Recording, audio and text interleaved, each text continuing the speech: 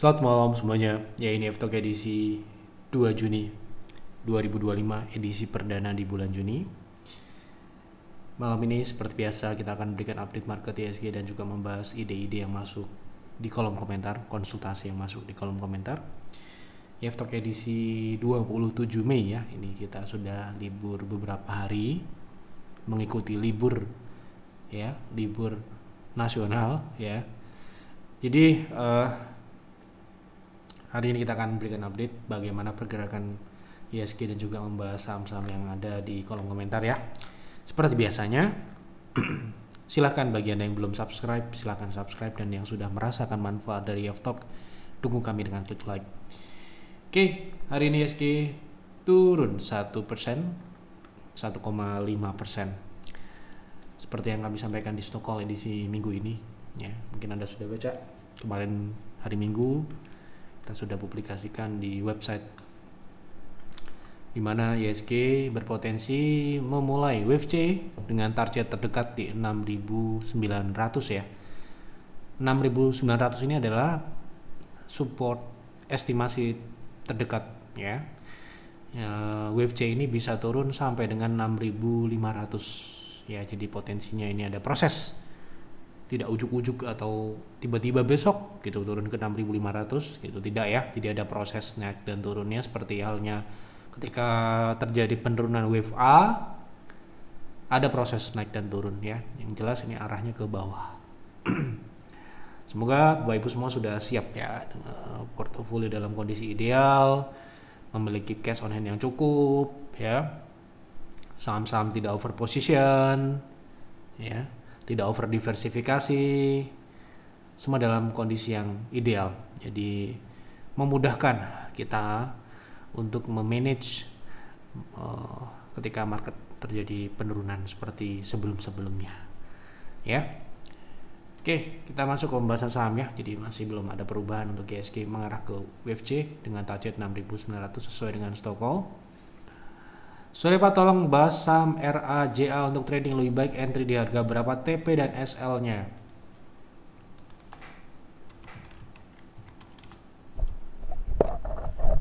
Oke. Sekarang swingnya turun ya. Pembahasan terakhir sepertinya tunggu retest 2350 ya. Jadi kalau dia sudah turun ke sini ya, nanti kalau dia rebound Anda bisa ikuti dengan stop loss di 2350. TP-nya di 2750-an ya, 27 sampai dengan 3000. Tapi kalau terjadi rebound di support tersebut, nanti bisa dikonsultasikan lagi. Kalau Anda member, Anda bisa chat advisor. Pak Yef, mohon bahas WIRG untuk trading. Apa menarik untuk masuk? Ya, ada yang lewat ya sepertinya, sebentar. WIRG tidak menarik sementara ini karena swingnya masih turun dan target turunnya belum tercapai ya, hampir tadi 74-73 ya. Tetapi ini walaupun target tercapai, tunggu ya, tetap jangan menanggap pisau jatuh. Kalau tidak dia rebound, jangan Anda ikutin dulu karena swingnya ini turun dan ini rounding ya, pola rounding top dengan cenderungan turun ke bawah. Jadi kalau tembus 73 ini bisa ke bawah, semakin ke bawah, bahkan bisa ke bawah 70, di mana area itu terlarang, area terlarang untuk kita tradingkan di private trading room. Oke, ada yang terlewat ya, maaf ya. Malam Pak Yusuf, bagaimana target PSAB selanjutnya? Bisa naik ya, bisa ya naik besar saat ISG turun? Ya bisa aja. Tidak ada yang tidak bisa, semua bisa ya gitu. Nah, ini pembahasan terakhir, dia konsolidasi ya, dan hari ini breakout di atas 318. Ini juga ada PSAB lagi kalau nggak salah, nih ada pertanyaan. Ini ya. Terima kasih PSAB Bulls Hunter hari ini terbang saat ISG merah. Mohon analisa saham Antam ini ya. Jadi ini saham Bulls Hunter ya, salah satu saham yang kita rekomendasikan di layanan Bulls Hunter. Kebetulan hari ini mengalami kenaikan. Kebetulan. Ya, ini kita rekomendasikan sudah beberapa bulan yang lalu dan sempat nggak naik-naik, malah turun, dan banyak orang yang ragu untuk mengakumulasi. Kalau kita dapat rekomendasi di Bulls Hunter atau PIR, yaitu sahamnya nggak naik, itu bagus ya. Kenapa ya? Kita belinya kan bertahap. Kalau dikasih rekomendasi kemudian sahamnya naik, kita mau akumulasi apaan gitu kan. Jadi kalau kita dapat rekomendasi di Peers atau Bulls Hunter, kemudian sahamnya itu diem atau malah turun, itu bagus lagi gitu ya. Ini kan kita rekomendasikan di bulan April. Ya kebetulan aja waktu itu NICL juga ya. Tapi NICL sangat disayangkan, naiknya terlalu cepat. Ya sekali lagi, YEF sama seperti yang lainnya, retail biasa tidak bisa menahan. Oi jangan naik dulu, memberku belum beli nih, gitu. Nggak bisa kan? Ya nggak mungkin gitu ya. Nah, jadi PSAB hari ini naik. Kita lihat ya, saya nggak hafal targetnya berapa. Yang jelas ini hari ini udah kena target 1 kalau nggak salah. Karena sudah mulai take profit sebagian. Jadi kalau kita dapat rekomendasi ya, ini untuk member Peers atau Bulls Hunter, itu tidak sama ya dengan PTR ya. Kalau dapat rekomendasi itu, harapan kami adalah sahamnya bisa memberikan kesempatan dalam beberapa waktu ya, beberapa saat untuk kita membeli secara bertahap. Kalau bisa kita beli di harga yang lebih rendah daripada ketika kita rekomendasikan gitu ya. Kenapa ya, namanya saham jangka menengah jangka panjang itu tentu cara kita melakukan strategi entry dan exitnya tidak sama dengan strategi jangka pendek seperti di private trading room yang kalau bisa beli hari ini besok bisa jual gitu kan, tidak sama ya. Itulah kenapa berbeda, orang yang ikut pun berbeda ya. Jadi ini kita rekomendasikan tanggal 14 April ya, PSAB waktu itu dengan NICL tadi. Jadi NICL juga di 300-an, seperti yang Anda tahu NICL sekarang harganya sudah sangat-sangat tinggi sekali dan sulit untuk diakumulasi saat itu ya, hanya dapat sedikit sekali. Nah ini saham PSAB ini menurut saya ya 14 April kita masukkan ya. 14 April tuh ini ya, lihat ya baik-baik ya, lihat baik-baik. Jadi ini yang kita mau ya. Kalau kita dapat rekomendasi sahamnya turun ya, seperti ini. Jadi kalau sahamnya seperti NICL gitu, nah kita kasih case ya, NICL April tanggal 14 ya, ini ya, tanggal 14, cuma kasih waktu 1 minggu kurang ya, kemudian naik, dan naiknya nggak bisa lagi kita beli ya, gitu, nggak bisa lagi kita akumulasi karena harganya jauh sekali. Ini sudah naik 300% ya, sedangkan PSAB baru hari ini naik, alhamdulillah ya, gitu saat IHSG turun gitu ya.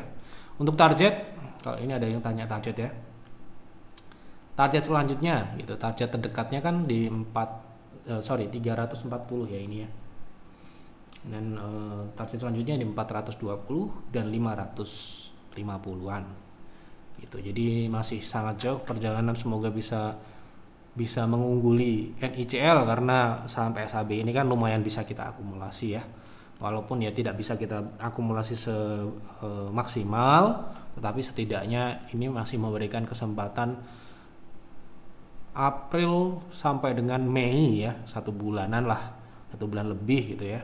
Jadi kalau member Bulls Hunter nggak punya PSAB ya ngapain join Bulls Hunter gitu ya.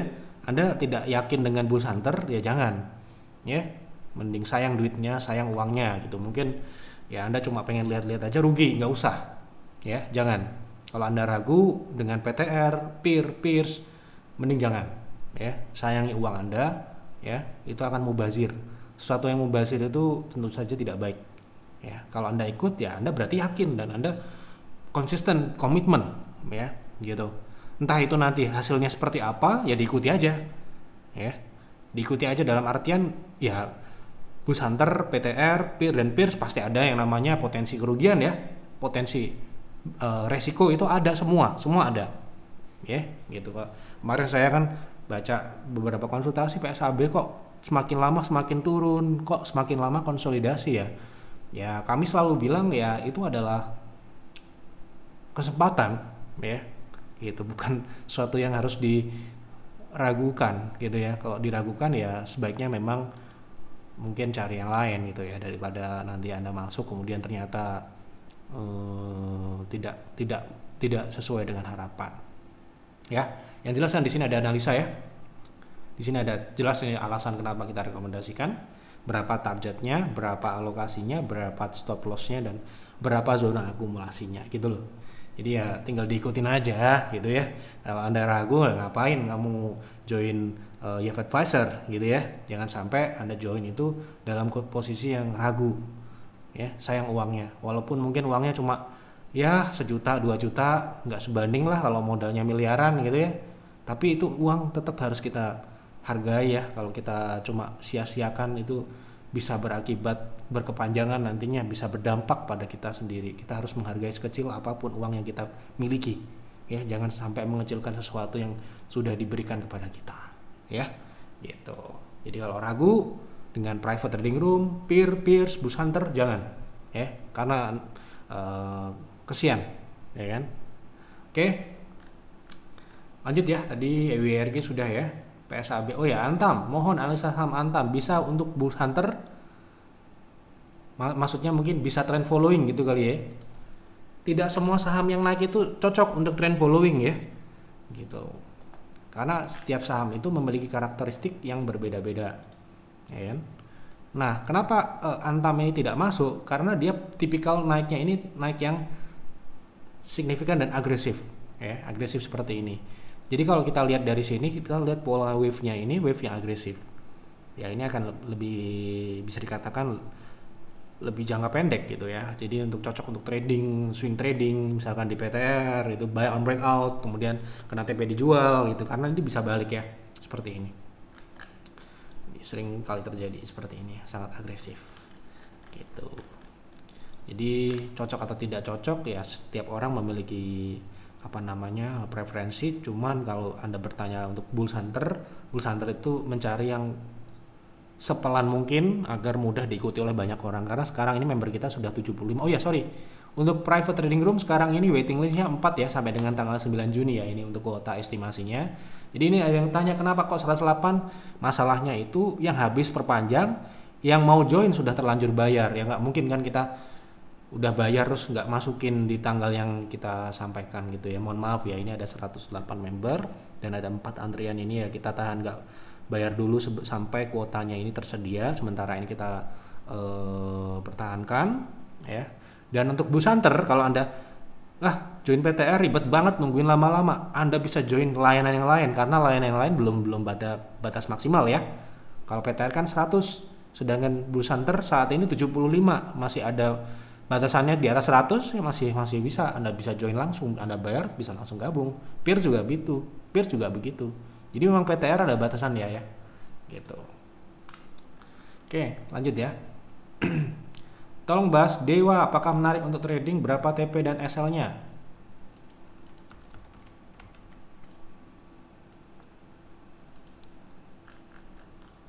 Oke, untuk trading ya. Jadi kalau kita lihat di sini kan cenderung ke konsolidasi ya. Konsolidasi di dalam tren naik ya. Gitu. Nah, seperti ini ya. Kalau strategi yang kita bisa terapkan adalah kita buy on support ya. Kalau dia turun, buy on weakness. Kalau dia turun ke 150-an, Anda bisa buy on weakness dengan stop loss ketat di bawah 150. Apabila terjadi breakout lebih dulu, Anda bisa buy on breakout dengan stop loss di bawah 170 gitu ya. Apabila Anda belinya di area konsolidasi, TP-nya tentu saja di resist konsolidasi ini ya di 170. Tapi kalau Anda buy on breakout itu beda cerita. Anda bisa dengan TP selanjutnya di 190 sampai dengan 202 dengan stop loss tadi ya, sudah saya sampaikan. Saham BDMN apakah layak buat investasi jika dilihat dari fundamental dan profitnya? Jika layak, best buy-nya di berapa? Thanks. Oke, kita lihat ya.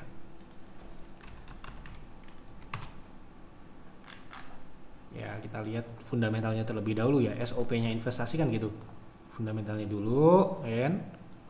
Baru harga sahamnya sudah naik apa belum gitu ya. Kita lihat dari fundamentalnya ya. Ini bukan pilihan yang mungkin terbaik ya untuk banking, tetapi kalau Anda tidak memiliki pilihan yang lain, katakan dalam kondisi sahamnya hampir semua banking sudah naik, sedangkan hanya saham BDMN yang belum naik, tidak ada salahnya BDMN ini, Bank Danamon ini masuk ke dalam pilihan ya, karena secara kalau kita bicara growth, memang secara revenue dia pertumbuhannya cukup baik ya, tapi memang secara profitabilitas itu adalah salah satu mungkin weakness-nya yang bisa dikatakan kita bisa mengeliminasi BDMN di situ dari profitabilitasnya yang memang tidak terlalu baik ya dari sisi margin maupun growth ya dari profitabilitasnya. Kita lihat ya. Ini ya. Jadi secara profitabilitas menurut saya ini bukan salah satu yang menarik ya. Karena ini untuk banking ya ini cukup kecil gitu ya. Kalau kita mematok angka persentase ya di atas 20% kalau bisa gitu ya. Di atas kita bicara BRI, BCA gitu kan itu sangat signifikan tentu saja, tetapi ya sekarang ini kan BRI pun kembali turun ya, semoga bisa balik ke bawah 4.000 lagi, mungkin itu bisa menjadi opsi yang menarik ya untuk daripada BDMN. Kenapa? Karena BDMN sendiri memiliki profitabilitas yang jauh di bawah levelnya gitu ya. Kalau kita misalkan kita memang concern ke dalam profit ya kita tidak milih BDMN gitu ya. Tapi kalau kita hanya melihat pertumbuhan revenue-nya ya mungkin BDMN bisa menjadi pilihan, tetapi bukan yang terbaik juga gitu ya. Jadi kalau andaikan ya market ini sekarang ini hanya pilihannya mungkin BDMN, yang lain sudah naik semua ya gimana lagi, mau invest banking ya ini BDMN gitu ya, karena nggak ada pilihan lain. Nah sekarang ini menurut saya masih banyak kok pilihan yang lain. Terakhir kita masuk di BNGA di 1.600 1.700 ada tuh, kemudian BRI tadi kita sudah sampaikan ya di F-Talk sebelumnya pun dari 2024 bulan April pun kita sampaikan kalau kita bakal masuk, kemungkinan akan masuk di bawah 4.000. Sekarang harganya masih relatif berada di dekat-dekat situ ya. Kalau besok turun di 4.000 itu menurut saya bagus banget gitu ya, bagus banget dalam artian ya kita memiliki potensi capital gain yang bagus dengan fundamental yang lebih baik ya tentu saja. Sama BDMN pun mungkin juga secara harga saham juga turun sebenarnya, tapi ya kita kan di dalam portofolio itu kan nggak mungkin kan sahamnya banyak gitu kan. Kalau kita banking mungkin ya kita pilih satu yang big caps, satunya yang small caps gitu ya. Kalau misalkan kita sudah punya big caps ya kita cari banking yang small caps untuk meningkatkan growth dari portofolio kita misalkan gitu ya. Jadi untuk BDMN sementara ini menurut saya, pendapat saya mungkin bukan pilihan yang terbaik ya. Kalau kita diposisikan saat ini IHSG juga masih bisa turun. Bagaimana pandangan Pak Yef terhadap BEI yang sedang mengkaji jam perdagangan ditambah menjadi 3 sesi? Jika hal tersebut terrealisasi, bagaimana untung dan ruginya di market? Bagus ya. Kalau saya semakin ya namanya trader ya. Trader pastinya suka dengan waktu yang lebih banyak. Dan mereka tidak suka dengan hari libur. Itu kalau menurut saya ya, menurut saya seperti itu. Jadi kalau itu akan menjadi daya tarik ya. Semakin banyak waktu, semakin tentu saja semakin baik. Menurut saya seperti itu ya. Sehingga uang kita tidak mengendap, terus bekerja ya gitu. Malam Pak F, tolong analisa RALS untuk S-Swing. Apakah sudah bisa?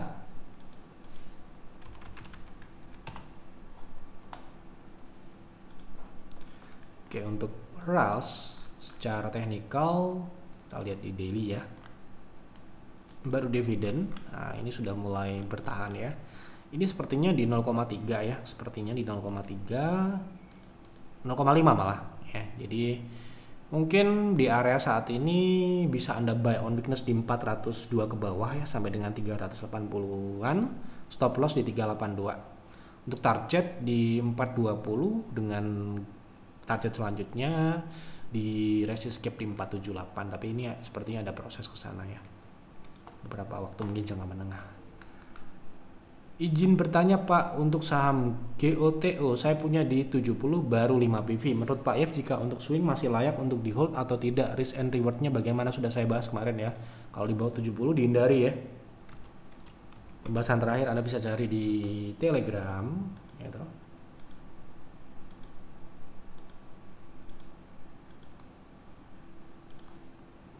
GOTO ya. Terakhir kita bahas tanggal 27 ya, nih. Nah ini turun ya. Jadi targetnya kan di 63, sekarang tembus ya. Ini bisa ke bawah lagi ya. Bisa ke bawah lagi nih mungkin kalau 60 ya. Jadi kalau ini sudah mulai rebound mungkin Anda bisa tambah. Tapi kalau kami tidak menyarankan ya trading di bawah 70 ya, itu adalah harga terlarang untuk trading. Di kami loh ya. Kalau Anda mungkin saya nggak masalah dengan harga 60 50 malah seneng kan, monggo. Tetapi kalau di PTR trading itu harus di bawah 7, di atas 70. Kalau di bawah 70 itu kami hindari. Ya toh. Gitu. Karena resikonya ke 50 dan tidur. Bagi yang mungkin disiplin dengan stop loss, bagi yang memahami resiko tidur di 50, it's okay, nggak masalah. Siap dengan itu, silahkan. Tetapi kalau nggak siap kan, bayangkan orang kan beli, terus kalau turun kan pusing.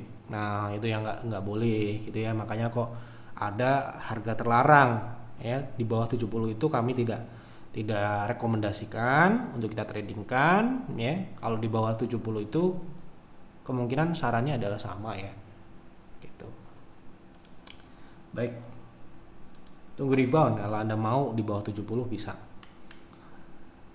Mohon analisa BSSR dan SCMA. Satu ya, BSSR yang pertama disebut ya. Untuk trading berapa best price untuk masuk, SL dan TP nya? Terima kasih. Oke, kita lihat BSSR.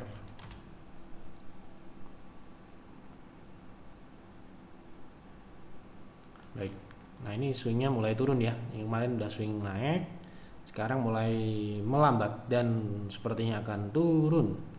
Kita lihat ya. Kita tunggu di 43. Tunggu itu bukan dibeli ya. Coba tunggu di situ 4320 sampai dengan kalau sudah kena di situ kemudian rebound, Anda bisa ikutin. Tapi sementara ini wait and see dulu.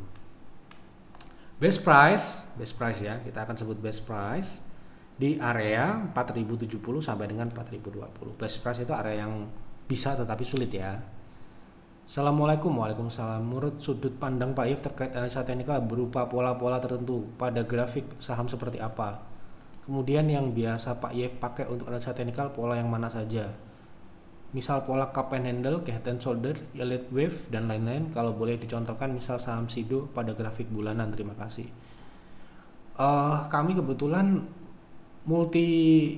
banyak ya, multi indikator, multi pattern dan sebagainya ya, itu kita masukkan ke dalam sebuah sistem ya. Jadi nggak bisa kita patok, oh pakainya cup handle, oh pakainya pola ini apa namanya double bottom, enggak ya.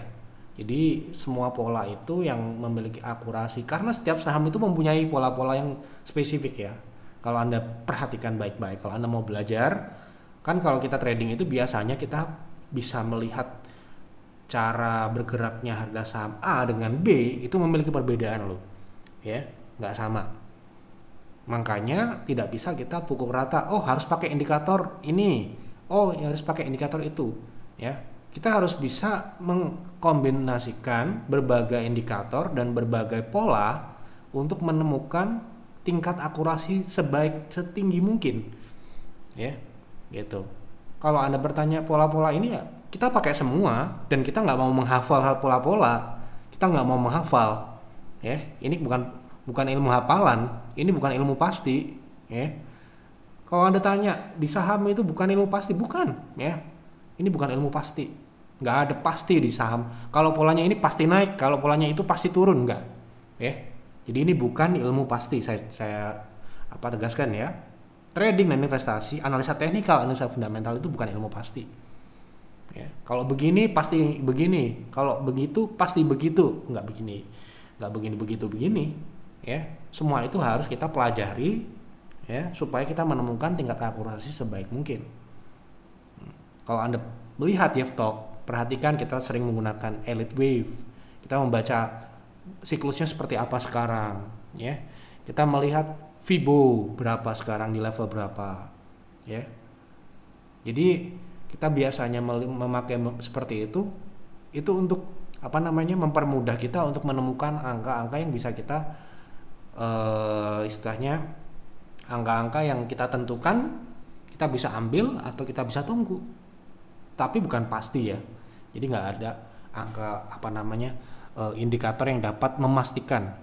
Kalau pasti ya, sudut pandang saya, kalau kita menghafal pola-pola itu tidak akan menjamin juga, karena pola harga itu sangat banyak sekali. Jadi kalau saran saya, kalau Anda mau analisa teknikal ya, saran saya pelajarilah semua pola ya. Jangan hanya terpaku pada pola-pola tertentu saja, ya. Dan temukan mana pola-pola yang paling sering Anda gunakan dan menguntungkan. Makanya analisa teknikal itu, ya, tidak bisa hanya belajar teori, harus dipraktekkan dan ditentukan oleh jam terbang, ya kan?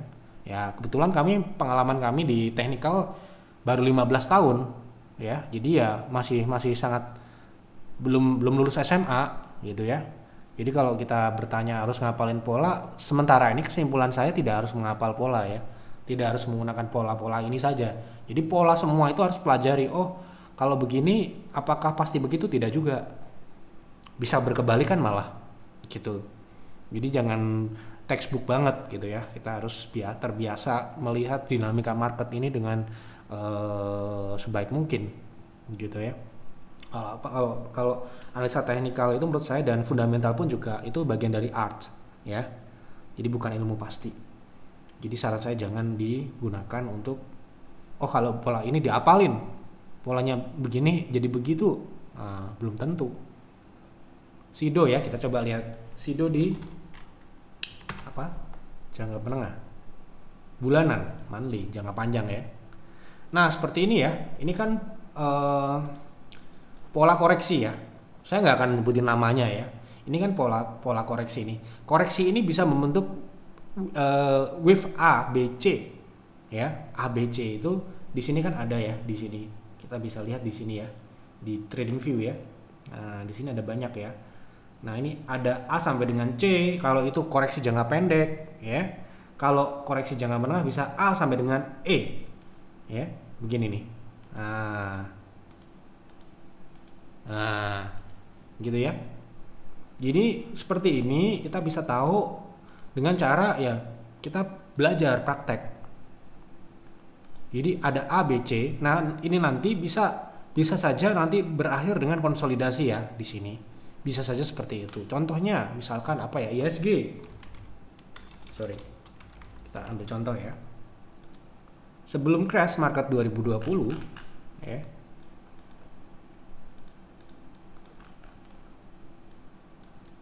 Ini kan wave 1 2 3 4 sampai dengan 5. Sebelumnya ini konsolidasi dulu.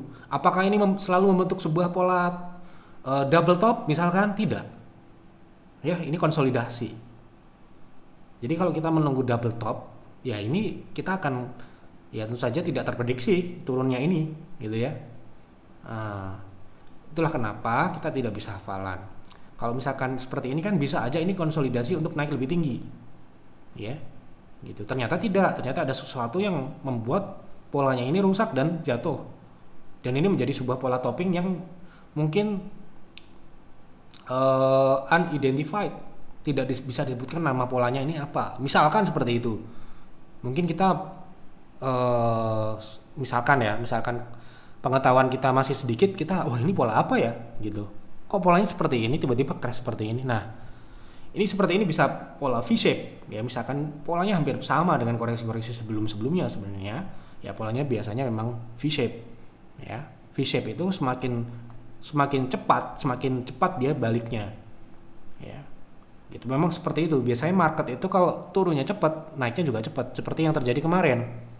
Ya. Nah, seperti itu kan nggak bisa kita menghafalkan pola-pola saja. Kita harus tahu, kita harus bisa mengukur waktunya juga, perkiraan waktunya. Nah, gitu ya. Jadi teknikal itu tidak hanya terbatas pada menghafal sebuah pola. Ya. Bahkan pola kalau Anda tanya, saya nggak hafal pola-pola itu nama-namanya apa. Ya. Dan saya tidak berusaha untuk menghafal pola-pola itu ya sejauh ini. Oke. Oh ya, Sido tadi polanya koreksi ya. Jadi ini dikoreksi terakhir ya. Harusnya E. Dan E ini bisa saja di sebuah pola bottom ya, biasa saja. Bisa saja. Ya. Pola bottomnya ini berarti nanti bisa sama dengan wave C atau mungkin sedikit lebih rendah. Gitu. Jadi ini mungkin bisa lebih rendah dari 478 sampai dengan 446 gitu, berbentuk shadow, bisa saja seperti itu. Oke. Sorry Pak ya, bahas MAPA dong untuk swing jangka pendek dan jangka panjang. Swing jangka pendek only. Ya, kalau di saya namanya swing trade ya jangka pendek, nggak ada swing jangka menengah, itu nggak ada. Ya. Oke, untuk swing saat ini konsolidasi ya. Konsolidasi di dalam tren turun ya. Jadi ini tren turunnya ini sesuai dengan moving average. Jadi namanya tren itu ada koreksi ya. Koreksi itu tidak selalu melawan, tetapi bisa saja berbentuk konsolidasi. Ini sebenarnya ini pullback. Dan sekarang ini sudah mencapai pullback terdekatnya di 765. Makanya dia flat di sini. Gitu. Kalau untuk swing trade ya kalau dia bisa breakout di atas 775 baru itu mungkin lebih menarik ya, karena dia akan melanjutkan pullback ini sampai dengan potensi maksimalnya ya, sampai dengan 0,6 misalkan di 920 atau di 845 paling tidak. Jadi kalau Anda mau swing trade di saham ini, kalau beli sekarang menurut saya nanggung ya, sangat memungkinkan untuk fall signal. Jadi buy on breakout di atas 770 dengan stop loss seketat mungkin di 760 dengan TP di 840 sampai dengan 920 15 gitu. Pak, tolong analisa ESSA untuk trading bisa masuk di harga berapa TPSL-nya. Terima kasih, semoga PF keluarga sehat selalu. Terima kasih doanya.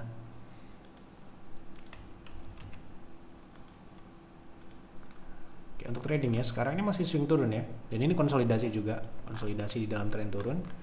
Jadi saran saya sekarang ini masih nunggu di support ya, karena kalau trading di saham konsolidasi turun itu agak risikonya agak tinggi. Kalau dia jebol ke bawah dan kita nggak disiplin bisa nyangkut ya. Nyangkut itu definisi kita tidak menjual seharusnya kita jual. Jadi rugi 5% tapi sampai dengan 10% itu namanya nyangkut. Kalau misalkan kita beli kemudian sahamnya turun tetapi masih di atas 5% itu belum nyangkut ya, belum kategori nyangkut gitu ya. Ini masih turun ya, mengarah ke 525 490. Tunggu di sana. Nanti kalau sudah kita bisa tahu TP dan stop lossnya. Sore Pak ya, boleh tolong bahas MSTI untuk invest di harga berapa bisa DCA. Hari ini RUPS kelihatan prospek dividennya menarik. Thanks Pak ya, semoga sukses dan sehat selalu.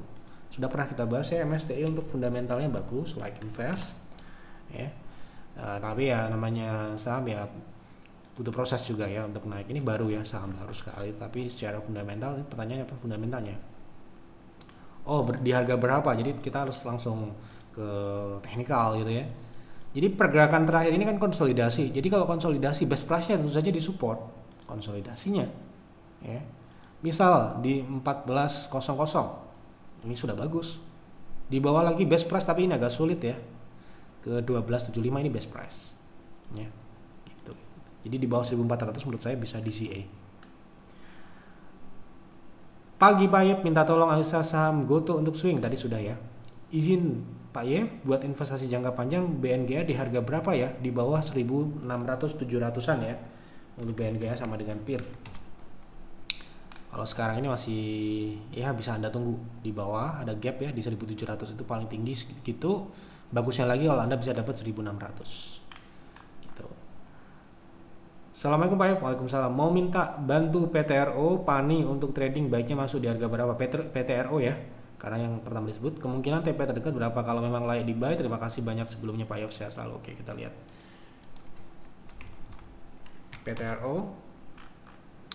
Jadi sekarang ini ABC juga ya. Ini untuk menurut saya ABC ya. Jadi B ya harusnya di 0,6 ya, di 3540. Tetapi tidak harus ya. Apa pasti ke sana tidak ya. Tapi minimal dia sudah kena ya. Jadi kalau kita masuk di sekarang ini menurut saya nanggung. Ya, gitu. Karena secara risk reward 16, kalau dia balik ke bawah sama dengan A itu 30%. Jadi kalau Anda masuk sekarang, Anda harus disiplin stop loss di 2920 agar risknya 4%. Dengan target terdekat di 3290 dan 3500 itu sekitar 15%. Tetapi ini kalau nggak disiplin risknya sangat signifikan. Baik, sudah saya jawab semua ya. Semoga tidak ada yang terlewat. Semoga jawabannya sesuai dengan apa yang diharapkan. Tetapi sekali lagi jangan ditelan mentah-mentah apa yang saya sampaikan. Ya, silahkan dianalisa lagi buat trading plan. Apabila Anda investasi analisa fundamental lebih mendalam lagi, lakukan proyeksi, lakukan studi komparatif dengan saham-saham sejenis dan setipe. Jangan sampai Anda mendengar Yev Talk tidak like investasi kemudian ya udah nggak mau analisa. Nah, jangan ya. Anda harus punya sikap yang kritis. Jangan maunya cuma nonton kemudian nggak tahu yang dibicarakan apa, terus menyimpulkan oh ini like invest, oh ini tidak like invest, seperti itu.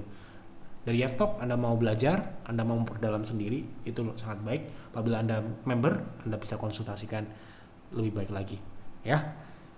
Silahkan apabila Anda ingin berkonsultasi lagi, tulis di kolom komentar. Besok kita bahas di Yev Talk selanjutnya. Selamat malam dan selamat beristirahat.